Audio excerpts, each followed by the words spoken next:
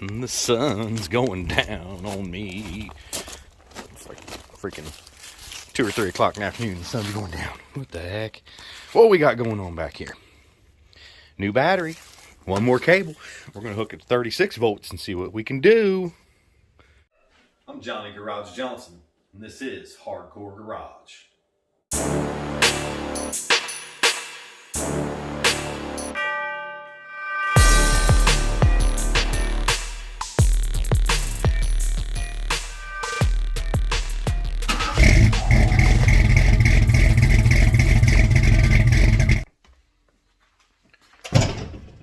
Welcome to Hardcore Garage. I'm hoping you guys can see this. First things first is make sure that ground's disconnected. And always make sure that you mount your gas cap somewhere where there might be a lot of sparks. It's the best place. Never will there be a fire when you do things like that. So we got one more cable here to hook in. What I'm going to do is put this battery in the middle, I think is my best bet. So we are going to disconnect this lead off of there. 9/16. Probably pretty important to not touch your leads to other things, even though it's not grounded. Let's show how we're going to do this. Get all this junk out of this awesome battery tray here.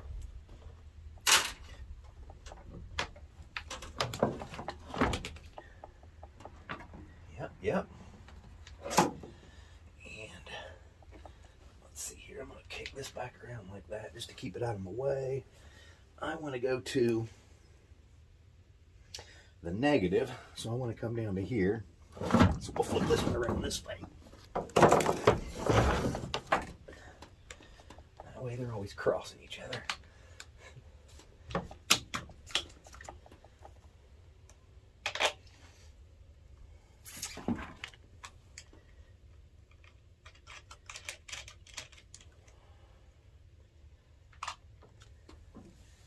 And that leaves your 36 volts feeding your pumps also when you do it that way. And I don't want to bump into that other battery.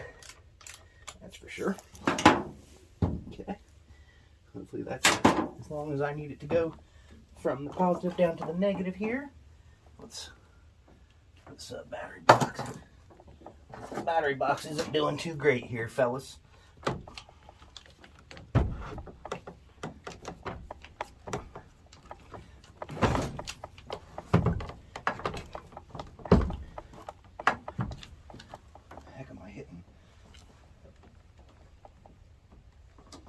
Just where it's falling apart. Yeah, we're gonna have to tighten that up. There's this battery wider than the rest, and that might be it too. Okay, this probably ain't even the right size. Which one was loose here? That one there. Yep, I'm gonna have to deal with that. Okay, anyways. Am I covering up the camera? Let's go ahead and go over here from our positive. First time you do this, it'll feel weird hooking positives to negatives. But if you take a little bit of electricity, that battery doesn't go down. So let's go all the way around like that. If you take some electrical classes, it's just running it in series. If you run it in parallel, it divides it. The series adds it. Alright, so we need one more wrench to tighten one bolt. And we'll see what this thing will do on 36 volts. Better videotape the video that part just in case something bad happens when I'm grounding. Not so sure how I feel about that either.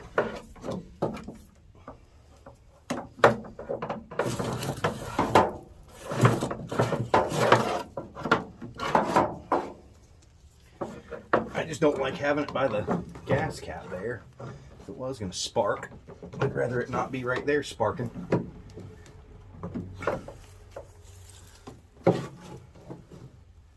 How about that? Let's see if that made it any faster.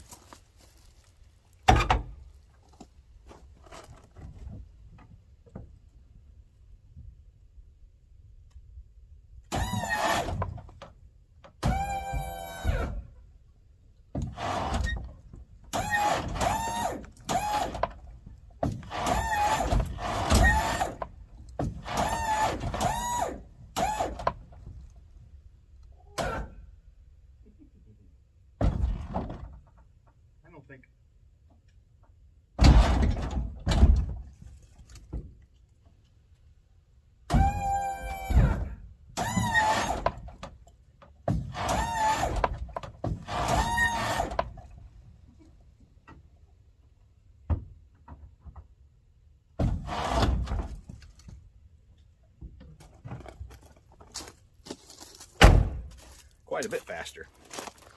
The next thing I want to do is change this air cleaner, because I think it had one of them lifetime ones in it. Had to do the air cleaner flip there just to get her to start. But you can tell it has a lot of life left in it, being that it's a lifetime. But yeah. Let's get the nuts out of here. We don't have a crankcase breather filter there, and there's some stuff in there that probably increase my gas mileage. Man, that just looks horrible compared to that other one. I think that was like the platinum edition or something. So we'll put that back on there, and I think now it'll be able to start without having to pour gas down the carburetor, because it's getting a little air. And really, I don't think that it was so much me pouring gas down the carburetor that was making it start. It was the fact that I was removing the air cleaner and allowing the carburetor, or whatever that fuel transfer piece down there is. It might be a, yeah, I'm looking for the emblem on the front that says EFI.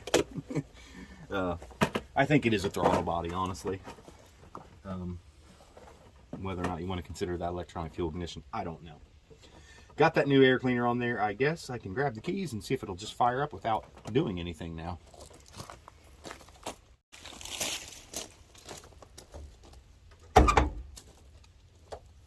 There goes nothing.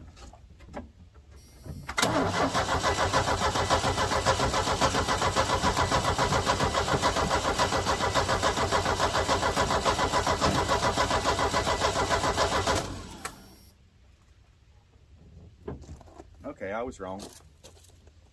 So who knows what that is? All I gotta do is pour just a little bit of gas or spray starting fluid, if I had some of that down in there, and it'll fire right up and runs good. And then when I turn it off, it'll start again, as long as I don't let it get cleared cold again. Choke issue maybe? Let me know.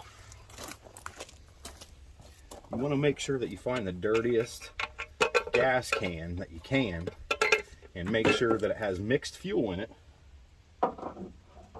Lay that on your battery too, that always helps improve everything.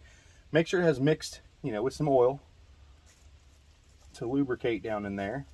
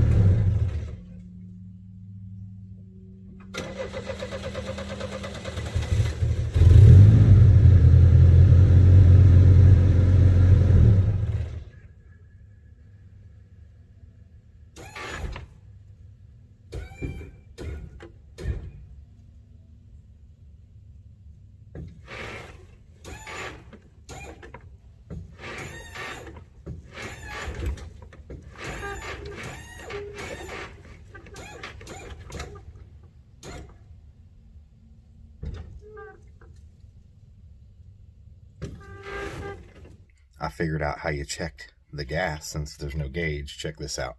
I'm going to hit the front hydraulic switch up.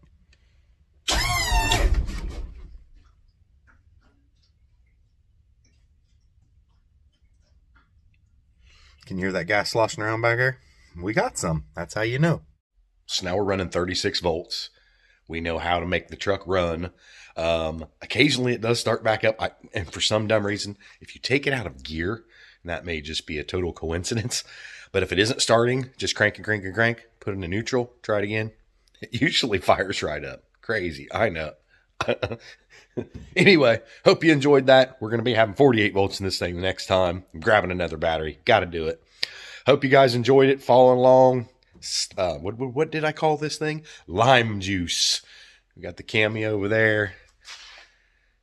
Typhoon's still sitting there, guys. I just haven't motivated on it. I know. That should be my important thing, but it really isn't. It's like the very back burner project, even though it's probably what most people want to see.